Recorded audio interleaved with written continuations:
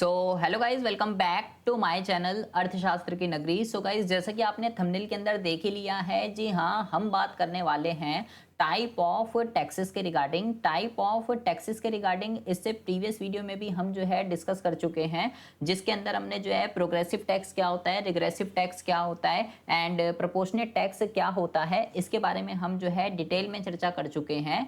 आज हम इस वीडियो के अंदर जो बात करने वाले हैं, टैक्स को आइडेंटिफाई करने के कई सारे मेथड्स होते हैं। लाइक ग्राफिकली हम देखेंगे, मैथमेटिकली हम देखेंगे, एमआरटी एआरटी के अकॉर्डिंग देखेंगे कि कैसे हम आइडेंटिफाई करें कि ये जो टैक्स है, ये जो टैक्स की रेट है, ये प्रोग्रेसिव है, रिग्रेसिव है, डाइग्रेसिव है या प्रोपोर्शनेट है। डेल्टन लॉ जो है ये क्या होता है। कई सारे मेथड्स होते हैं टैक्स को आइडेंटिफाई करने के लिए। तो बहुत सारी चीज़ें जो हैं आज हम इस वीडियो के अंदर जो है डिस्कस करने वाले हैं। वीडियो आज की जो है बहुत ही ज़्यादा इंपॉर्टेंट है। आपसे रिक्वेस्ट है, अगर आपने प्रीवियस वीडियोस जो हैं अगर आपने नहीं देखी है तो आप प्लेलिस्ट के अंदर जाकर जो है पब्लिक इकोनॉमिक्स की प्लेलिस्ट की नाम पे जो है सारी की सारी वीडियो प्लेलिस्ट के अंदर ऐड है। आप जो है प्लेलिस्ट के अंदर जाके सारी की सारी वीडियो जो है देख सकते हैं। इसके अलावा अगर आपको जो है कोई भी डाउट है, कोई भी इशू है, तो ये हमारा जो है इंस्टाग्राम अकाउंट है दुग्गल_रिटर्न_।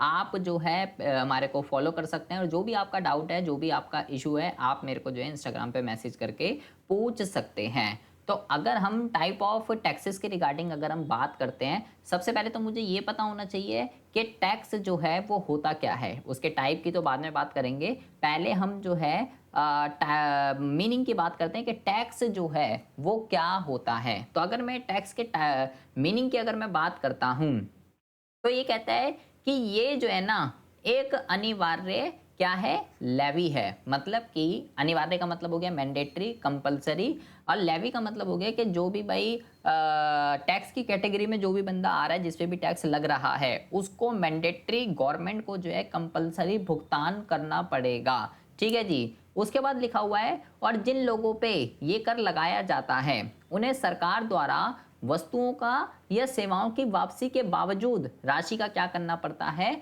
भुगतान करना पड़ता है। इस लाइन का जो है क्या मतलब है, बहुत ही ज्यादा ध्यान से एक एक चीज, एक एक वर्ड आपको समझना है, क्योंकि सारा का सारा जो खेल है वो मेरे भाई वर्डिंग का ही है। यहाँ पे आपको ये समझना है, यहाँ पे ये लिखा हुआ है कि अगर कोई बंदा सरकार को जो है कर का भुगतान करता है, अगर वो टैक्स की कैटेगरी में आता है और वो कर का भुगतान करता है, तो वो सरकार को वापसी में ये नहीं कह सकता कि जी मैंने आपको जो है टैक्स का भुगतान किया था, आपने मुझे बदले में जो है इसके कोई भी गुड या कोई भी सर्विसेज मुझे जो है नहीं दी है। आपको मुझे जो है, मैंने आपको टैक्स दिया था तो आपको मुझे जो है बदले में गुड्स एंड सर्विसेज देने पड़ेंगे। ऐसा वो बंदा सरकार से किसी भी तरीके का कोई भी दावा जो है नहीं कर सकता है।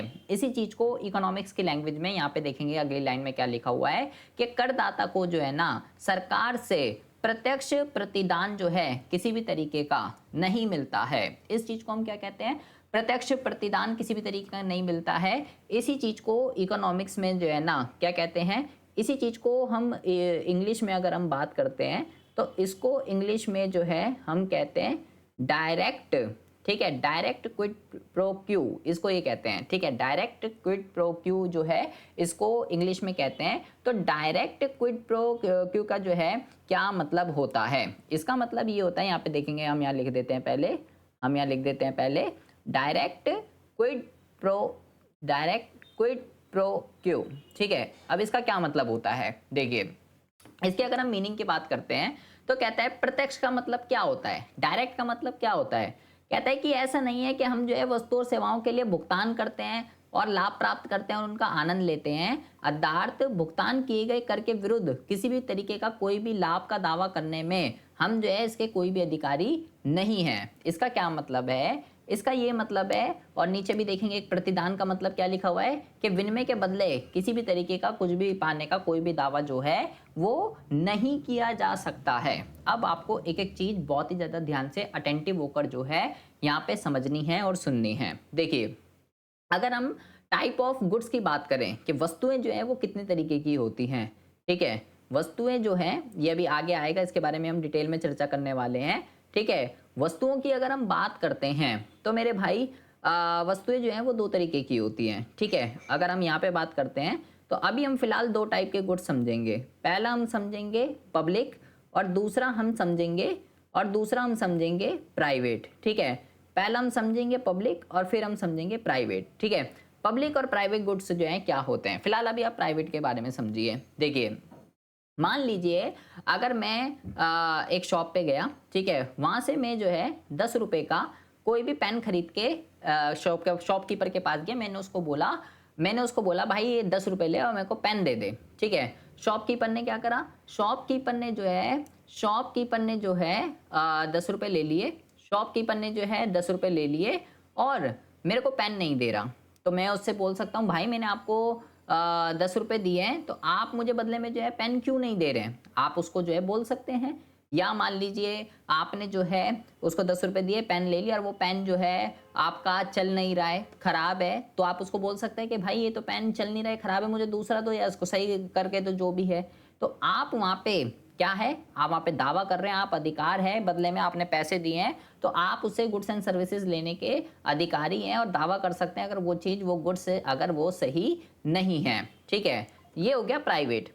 पब्लिक गुड्स के मामले में अगर हम बात करें, पब्लिक गुड्स का क्या मतलब होता है, फिलहाल आप ये समझ लीजिए। पब्लिक गुड्स के अंदर आपका जो है सड़क हो गया, पार्क हो गया, ये मान लीजिए आपके पब्लिक गुड्स हैं। ठीक है, अब अगर किसी बंदे ने टैक्स दिया है, बहुत ज़्यादा ध्यान से सुनेंगे प्लीज़, अगर किसी बंदे ने जो है मेरे भाई टैक्स दिया है, ठीक है, सरकार को टैक्स दिया है, तो वो बदले में सरकार को ये नहीं कह सकता कि भाई मैंने तो आपको टैक्स दिया है और आप जो है मेरे घर के बाहर की जो सड़क है वो पूरी की पूरी टूटी पड़ी है, आप जो है मेरे घर के बाहर की सड़क जो है वो क्यों नहीं सही करवा रहे हैं, मेरे घर के बाहर की सड़क जो है पूरी की पूरी खराब हुई हुई है, या मेरी गली की जो है स्ट्रीट लाइट जो है वो पूरी की पूरी खराब हो रही है, आप उसको जो है कब लगवाएंगे, मेरे घर के बाहर जो है एक भी पार्क नहीं है, आप पार्क कब बनवाएंगे।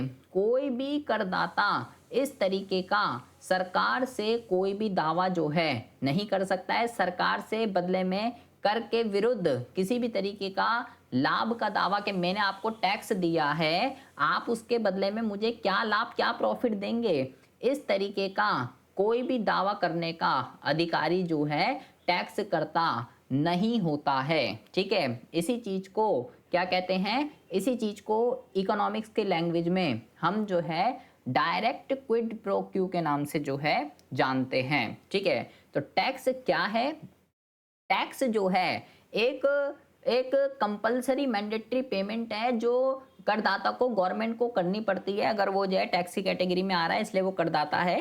ठीक है, और बदले में उसको सरकार से कोई भी गुड्स एंड कोई भी सर्विसेज, किसी भी तरीके का कोई बेनिफिट प्राप्त करने का कोई भी अधिकार या वो किसी भी तरीके का दावा जो है वो नहीं कर सकता है। तो उस चीज को हम जो है टैक्स कहते हैं। ठीक है जी, and direct quid pro quo क्या होता है ये आपको सबसे पहले समझना है। ठीक है जी, कर क्या होता है ये मुझे बहुत ही अच्छे से समझ में आ चुका है। अब हम बात करते हैं कि कर के कितने टाइप होते हैं। ठीक है, कर के प्रकारों के बारे में हम जो है अब बात करने वाले हैं। कर के प्रकारों की अगर मैं बात करता हूं तो हमें इसको डिफरेंट डिफरेंट बेस के उस पर समझना है। ठीक है, जैसे कि सबसे पहला यहाँ पे हमारे पास जो बेस है लिखा हुआ है धारक और भुगतानकर्ता के आधार पर। प्लीज बहुत ही ज्यादा अटेंटिव होकर आपको अपना ध्यान स्क्रीन पे ही रखना है। बहुत सारी चीजें, बहुत सारे वर्ड्स हैं जिसमें स्टूडेंट जो हैं वो बहुत ज्यादा कंफ्यूज होते हैं, उनको समझ में नहीं आ पाता कि आखिर ये क्या चीज है। ठीक है, इंग्लिश में मैं आपको 2-3 चीजें बता रहा हूँ जो आपको नोट डाउन और अपने भेजे में जो है फिट कर लेनी है। जैसे कि सबसे पहला जो यहाँ पे वर्ड यूज किया गया है वो है धारक। तो धारक जो है वो कौन होता है, सबसे पहले आपको ये समझना है। तो धारक को जो है इकोनॉमिक्स के अंदर हम इंग्लिश में जो है इसको क्या बोलते हैं, धारक को जो है इंग्लिश में अगर हम बात करते हैं तो इसको जो है हम बोलते हैं भाई बियरर। क्या कहते हैं धारक को, धारक को हम कहते हैं बियरर। ठीक है, और इसी बियरर को आप ये भी कह सकते हो, इसी बियरर को एक वर्ड में और आपको बता रहा हूं यहाँ पे, ये आपको घोल कर आगे तक अभी जितनी भी चीजें हम पढ़ेंगे ये सारी चीजें आपको जो है ध्यान रखनी है। ठीक है, इसी चीज को हम जो है इंसिडेंस ऑफ टैक्स कहते हैं। ठीक है, बियरर कह लीजिए, इंसिडेंस ऑफ टैक्स कह लीजिए, या मैं जितनी भी चीजें यहाँ पे लिख रहा हूँ ये सारी की सारी चीजें आपको जो है घोल कर पी जानी है। ठीक है, या इसी चीज को आप जो है इसी चीज को आप जो है क्या कह सकते हैं, इसी चीज को आप जो है फाइनल पॉइंट ऑफ सेटलमेंट कह सकते हैं। ठीक है, ये सारे के सारे वर्ड्स जो मैं यहाँ पे लिख रहा हूँ ये आपको मेरे भाई गोल कर पी जाने हैं। मैंने बोला बियरर, जिसको हिंदी में जो है धारक कहते हैं या वहन भी कह सकते हो आप। बियरर एक ही चीज होती है। ठीक है, बियरर को ही क्या कहते हैं, बियरर को ही आप इंसिडेंस ऑफ टैक्स बोलेंगे, या इसी चीज को ही आप क्या बोलेंगे, इसी चीज को ही आप बोलेंगे फाइनल पॉइंट ऑफ सेटलमेंट। ठीक है, अगर आप इसको अपनी लैंग्वेज में याद रखना चाहते हैं तो आप ये बोलेंगे बियरर का मतलब होता है, बियरर का मतलब होता है कि कौन कौन टैक्स बियर करेगा। क्या है, कौन टैक्स बियर करेगा, इसको आप अपनी लैंग्वेज में ये बोलेंगे। ठीक है जी, कौन टैक्स बियर करेगा, इस चीज को हम कहते हैं बियरर। ये वर्ड आपको एक एक वर्ड ध्यान रखना है, एक एक वर्ड बहुत ही ज़्यादा इंपॉर्टेंट है ये। ठीक है, एग्जाम में पॉइंट ऑफ व्यू से बहुत ज़्यादा कन्फ्यूजन होती है इसमें कि भाई ये क्या है। अब आता है जी भुगतानकर्ता। भुगतानकर्ता क्या होता है, भुगतानकर्ता को सबसे पहले आपको ध्यान रखना है, भुगतानकर्ता को पेयर कहेंगे या पेयरर कह सकते हो। ठीक है, पहला वर्ड तो ये ध्यान रखना है, इसको इंग्लिश में पेयर कहते हैं, बियरर और पेयर। ठीक है, या पेयरर। अच्छा जी, ठीक है, और इसको क्या बोलते हैं, इसी चीज को हम बोलते हैं इम्पैक्ट। क्या बोलते हैं इसी चीज को हम बोलेंगे इम्पैक्ट ऑफ टैक्स। जैसे यहाँ पे क्या था, यहाँ पे था इंसिडेंस, तो यहाँ पे क्या है, यहाँ पे है आपका इम्पैक्ट ऑफ टैक्स। ठीक है, पेयर या इम्पैक्ट ऑफ टैक्स एक ही चीज होती है। ठीक है, अच्छा जी, ठीक है, इसके अलावा आप यहाँ पे लिखेंगे, यहाँ पे आप लिखेंगे इसी चीज को आप और क्या कह सकते हैं, इसी चीज को आप जो है ये भी कह सकते हो, इसी चीज को आप जो है ये भी कह सकते हो कि इनिशियल बर्डन जो है, क्या बोलोगे आप इस चीज को, आप इस चीज को बोलोगे कि इनिशियल बर्डन जो है, इनिशियल बर्डन वो जो है किस पे लग रहा है, लीगली। यहाँ पे हम एक और वर्ड लिख देते हैं, एक और हम यहाँ पे लिख देते हैं लीगली। लीगली इनिशियल बर्डन जो है वो टैक्स का किस पे लग रहा है, उस चीज को हम क्या कहते हैं, उस चीज को हम जो है मेरे भाई पेयरर कहते हैं। पेयरर इम्पैक्ट ऑफ टैक्स या लीगली इनिशियल बर्डन जो है किस पे लग रहा है। और अपनी लैंग्वेज में अगर आपको इसको याद रखना है कि अपनी लैंग्वेज में हम इसको क्या बोलेंगे, ठीक है, तो इसका मतलब होता है कि किसको टैक्स पे करना है, किसको टैक्स पे करना है, ये हम कहते हैं पेयरर। पेयरर का मतलब क्या होता है, किसको टैक्स पे करना है। ठीक है, ये आपको बहुत ही ज़्यादा ध्यान से समझना है, बहुत ज़्यादा कंफ्यूजिंग चीज़ है ये। ठीक है, या आप इसको ये कह सकते हो, या आप इसको ये कह सकते हो कि क्या कहते हैं, किस पर ये अपनी लैंग्वेज में आपको ये ध्यान रखना है, किस पर टैक्स लगाया गया। ठीक है, ये सारे वर्ड जो मैंने यहाँ पे आपको लिखे हैं ये मेरे भाई आपको जो है घोल कर पी जाने हैं। ठीक है, पेयरर का मतलब क्या होता है, पेयरर का मतलब होता है इम्पैक्ट ऑफ टैक्स या लीगली इनिशियल बर्डन टैक्स का जो है किस पर है, किसको टैक्स पे करना है या किस पर टैक्स लगाया गया, ये सब एक ही चीजें होती हैं। तो अगर मैं बियरर और पेयरर, अगर मैं इसके बिहाफ पे बात करता हूं कि कौन बियरर है और कौन पेयरर है, इसके बिहाफ पे टैक्स जो है वो दो टाइप का होता है। पहला होता है प्रत्यक्ष कर और दूसरा होता है अप्रत्यक्ष कर। इसके बारे में हम जो है ऑलरेडी डिटेल में चर्चा कर चुके हैं, लेकिन फिर दोबारा आप समझेंगे बियरर और पेयरर के हिसाब से। कहता है कि अगर हम डायरेक्ट टैक्स की बात करें तो एक ही व्यक्ति द्वारा वहन किया जाता है और भुगतान किया जाता है, एक ही व्यक्ति के द्वारा।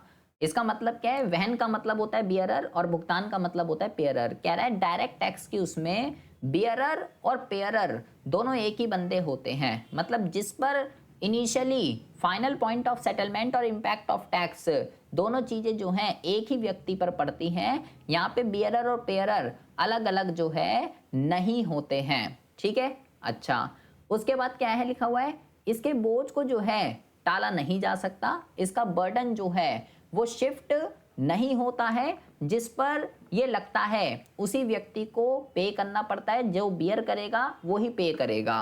अब यहाँ पे दो वर्ड और ध्यान से सुनेंगे, लिखा हुआ है कर का प्रभाव, मतलब कि इम्पैक्ट, इम्पैक्ट ऑफ टैक्स और प्रभाव, प्रभाव इसको यहाँ से प्रभाव हटा दीजिए, यहाँ पे आप लिख दीजिए, यहाँ पे आप लिख दीजिए भार। ठीक है, इसका मतलब क्या है, इसका मतलब है कि इम्पैक्ट ऑफ टैक्स और इंसिडेंस ऑफ टैक्स क्या है, एक ही व्यक्ति पर पड़ता है। क्या लिखा हुआ है यहाँ पे, एक ही व्यक्ति पर जो है पड़ता है। मतलब कि डायरेक्ट टैक्स के केस में बियरर और पेयरर दोनों एक ही बंदे होते हैं, और इम्पैक्ट ऑफ टैक्स और इंसिडेंस ऑफ टैक्स एक ही व्यक्ति पर पड़ता है डायरेक्ट टैक्स के उसमें। ये बात आपको जो है ध्यान रखनी है।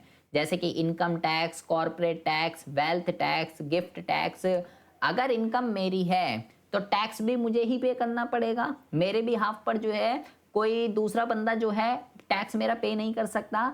मैं ही बियरर हूँ, मैं ही पेयरर हूँ, मेरी संपत्ति है, मेरी प्रॉपर्टी है, मेरी वेल्थ है, तो मुझे ही टैक्स पे करना पड़ेगा मेरे बिहाफ पे।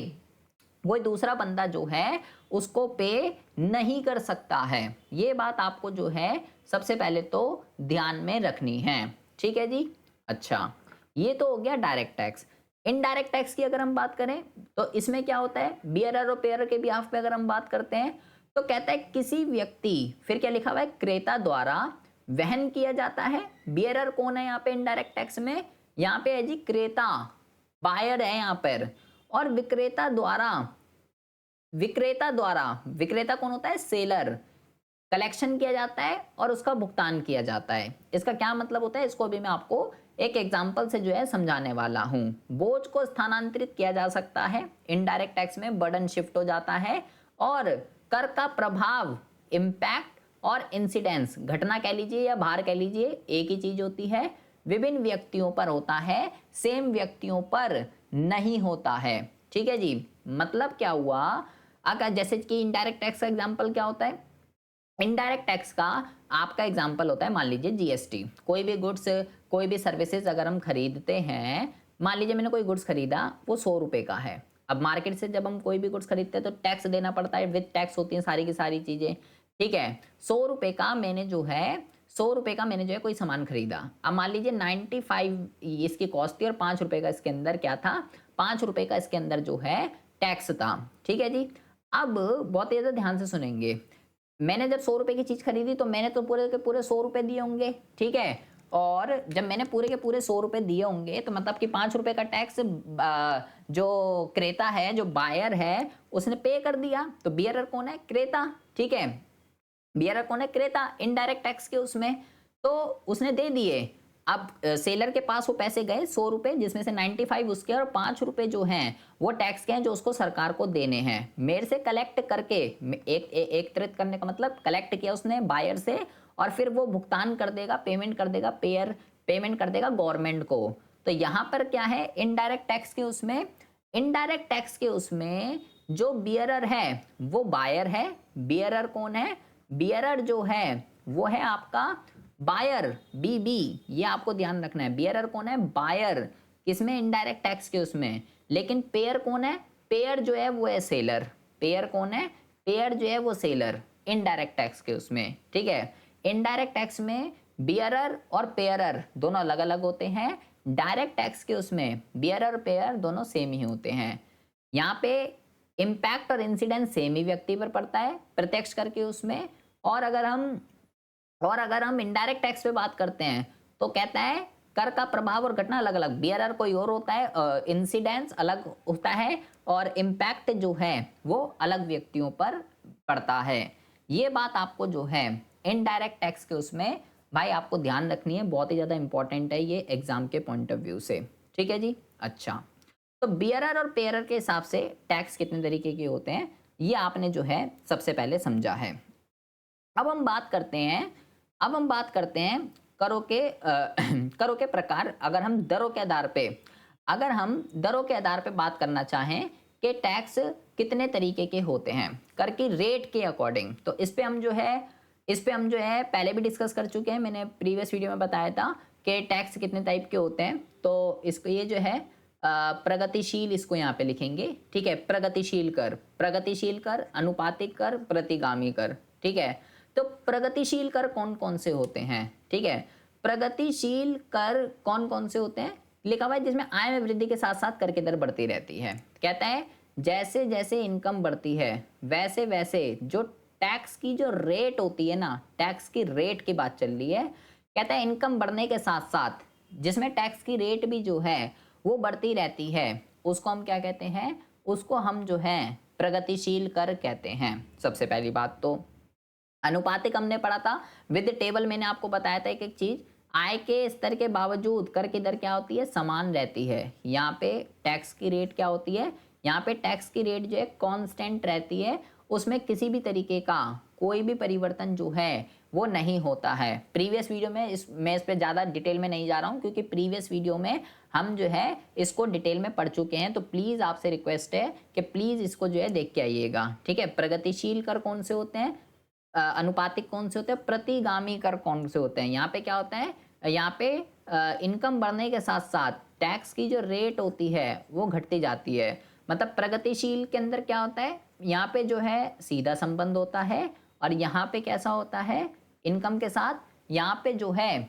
इनकम के साथ उल्टा संबंध जो है होता है। ये तीन तरीके के टैक्स जो है, ये तीन तरीके के टैक्स जो हैं मैं ऑलरेडी आपको जो है प्रीवियस वीडियो में बता चुका हूं विद टेबल, एक एक उदाहरण के साथ बिल्कुल डिटेल में मैंने आपको बता दिए थे ये सारे के सारे टैक्स, ठीक है। इसके अलावा एक टैक्स जो है और आपको यहाँ पे समझना है, ये तीन तो मैं आपको पहले भी बता चुका हूँ।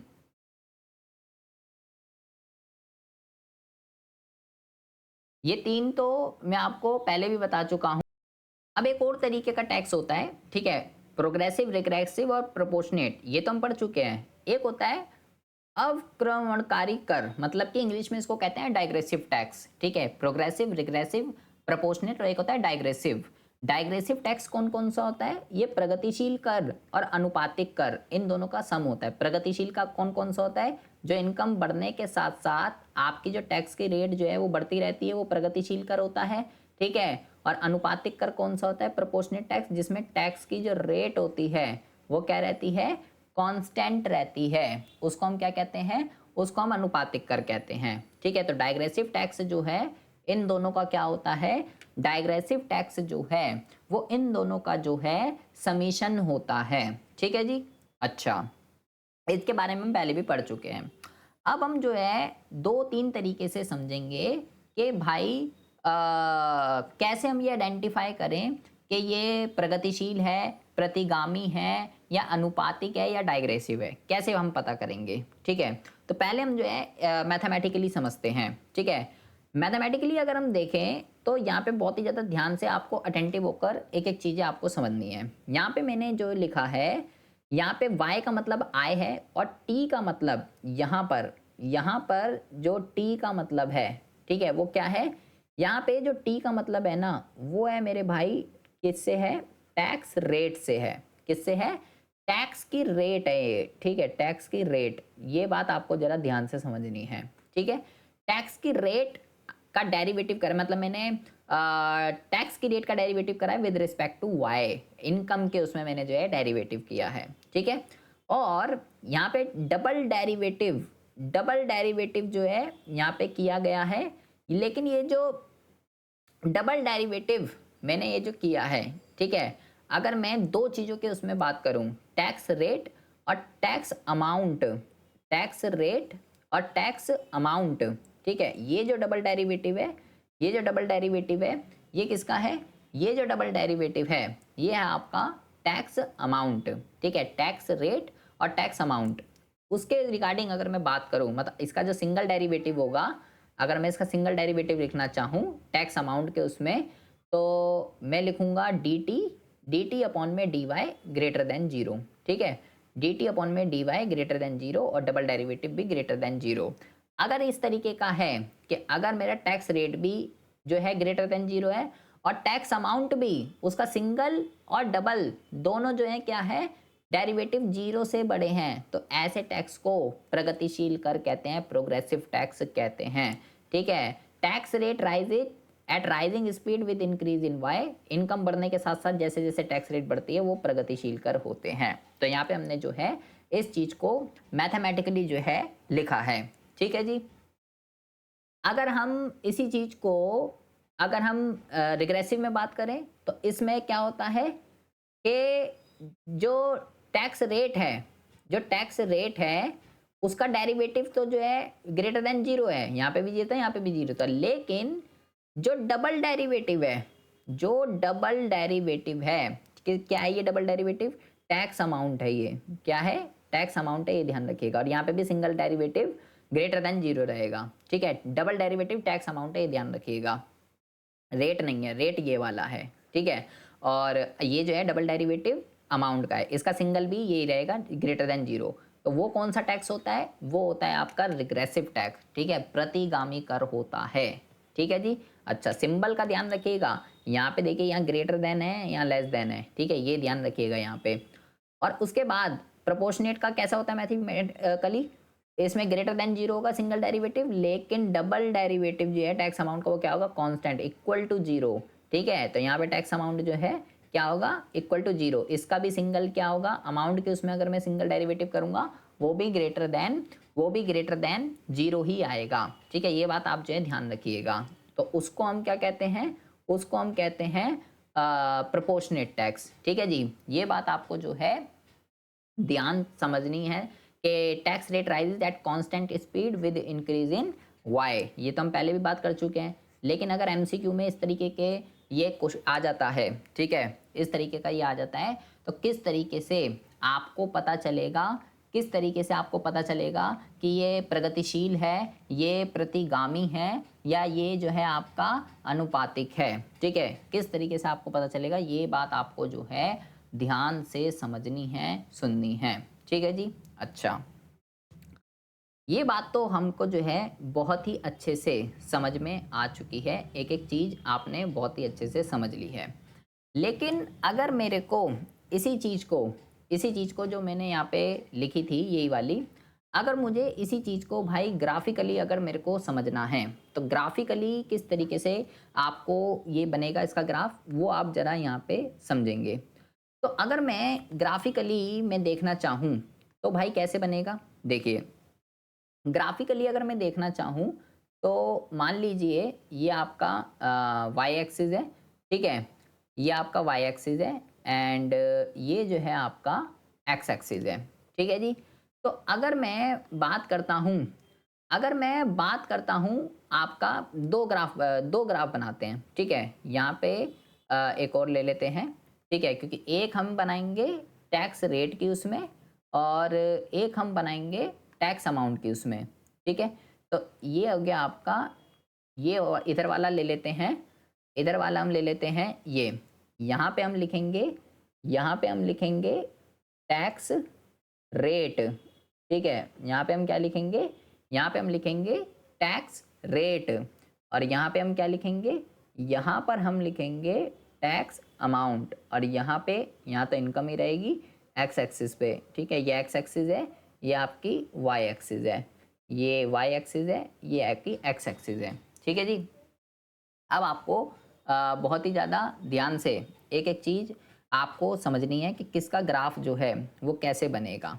ठीक है, तो सबसे पहले हम बात करते हैं जी प्रोग्रेसिव टैक्स की। तो प्रोग्रेसिव टैक्स की अगर मैं बात करता हूँ तो इनकम बढ़ने के साथ साथ प्रोग्रेसिव बढ़ता है। तो प्रोग्रेसिव का जो ग्राफ है किस तरीके से बनेगा, प्रोग्रेसिव का जो ग्राफ है वो बनेगा आपका कुछ इस तरीके से। ठीक है जी, ये आपका कौन सा टैक्स हो जाएगा, ये आपका टैक्स हो जाएगा प्रोग्रेसिव टैक्स। ठीक है। अच्छा, रिग्रेसिव की अगर बात करना हो चाहूँ तो रिग्रेसिव का ग्राफ कैसे बनेगा, रिग्रेसिव का जो ग्राफ है वो आपका बनेगा जी इस तरीके से। ये कौन सा हो जाएगा आपका, ये हो जाएगा आपका रिग्रेसिव टैक्स। ठीक है।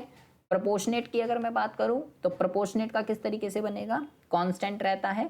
ठीक है, तो प्रोपोर्शनेट का आपका बनेगा इस तरीके से। ठीक है जी, ये आपका हो गया आपका प्रोपोर्शनेट। ये हो गया आपका प्रोपोर्शनेट टैक्स। तो 3 इस तरीके से बन गया। और अगर मैं बात करता हूँ डाइग्रेसिव की, तो डाइग्रेसिव का कैसे बनेगा? तो डाइग्रेसिव का हम यहाँ पे बना देते हैं, ठीक है, अलग से यहाँ पे देखिए डाइग्रेसिव की अगर मैं बात करूँ तो पहले प्रोग्रेसिव रहेगा, अभी हम पीछे पढ़ के आए, पहले प्रोग्रेसिव रहेगा और फिर जो है फिर कांस्टेंट हो जाएगा। तो ये कौन सा टैक्स हो जाएगा आपका? ये हो जाएगा आपका डाइग्रेसिव टैक्स, ठीक है। अच्छा, अब हम बात करते हैं टैक्स अमाउंट के उसमें। टैक्स अमाउंट के उसमें कैसे बनेगा ग्राफ? तो टैक्स अमाउंट के उसमें अगर मैं प्रोग्रेसिव का बनाना चाहूँ तो प्रोग्रेसिव का बनेगा कुछ इस तरीके से, ठीक है। ये हो गया आपका प्रोग्रेसिव टैक्स। रिग्रेसिव की अगर मैं बात करूँ तो रिग्रेसिव का जो है वो बनेगा कुछ इस तरीके से। रिग्रेसिव टैक्स जैसी जैसी डेफिनेशन है उसके हिसाब से कि घटती दर से बढ़ेगा, बढ़ती दर से बनेगा, ग्राफ उस तरीके से बन रहे हैं। और प्रोपोर्शनेट का कैसे बनेगा? प्रोपोर्शनेट का बनेगा आपका इस तरीके से। ये हो गया आपका प्रोपोर्शनेट टैक्स। इस तरीके से इनके जो ग्राफ हैं आपको देखने के लिए मिलेंगे। वहीं अगर मैं डाइग्रेसिव की बात करूं तो डाइग्रेसिव का कैसे बनेगा? अमाउंट के उसमें बता रहा हूं, अमाउंट के उसमें, ठीक है। डाइग्रेसिव का कैसे बनेगा? पहले प्रोग्रेसिव एंड फिर जो है आपका प्रोपोर्शनेट, फिर इस तरीके से। तो इस तरीके से ये दिखने में ऐसा है, लेकिन इसी तरीके से इनके ग्राफ जो है बनेंगे। डाइग्रेटिव टैक्स का इसी तरीके से बनेगा। कहीं आप सोचो कि भाई ये जो है कौन सा बम बना दिया, ठीक है। तो ये हो गया आपका वाई एक्सिस, ये हो गया आपका एक्स एक्सिस, एक्स पे इनकम है, ठीक है। एंड यहाँ पे जो है आपकी टैक्स रेट है, यहाँ पे आपका जो है टैक्स अमाउंट है, और ये आपका जो है एक्स एक्सिस हो गया, और एक्स एक्सिस पे ये वाई एक्सिस हो गया, ये वाई एक्सिस हो गया। तो इस तरीके से आपके जो है ये चारों के चारों ग्राफ आप देख लीजिए कि किस तरीके से हम अगर ग्राफिकली आ जाए तो किस तरीके से हम जो है आइडेंटिफाई करते हैं, किस तरीके से हम जो है आइडेंटिफाई करते हैं कि भाई ये जो है प्रोग्रेसिव है या रिग्रेसिव है या डाइग्रेसिव है या प्रोपोर्शनेट है, ठीक है जी। आई होप आपको जो है बहुत ही अच्छे से समझ में आ रहा होगा कि कैसे कैसे टैक्स होते हैं, बियरर, पेयरर, इंसिडेंस, इम्पैक्ट, ये सब चीज़ें क्या होती हैं, ठीक है। नेक्स्ट में 2 मेथड और हैं, अभी 2-3 मेथड और है कैसे हम आइडेंटिफाई करेंगे।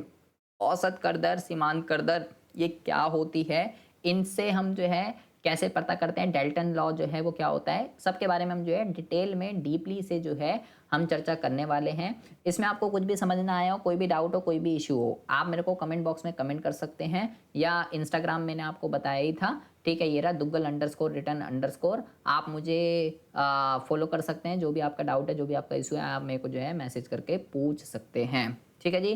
तो मिलते हैं आपसे नेक्स्ट वीडियो में ऐसे ही इंटरेस्टिंग टॉपिक के साथ। तब तक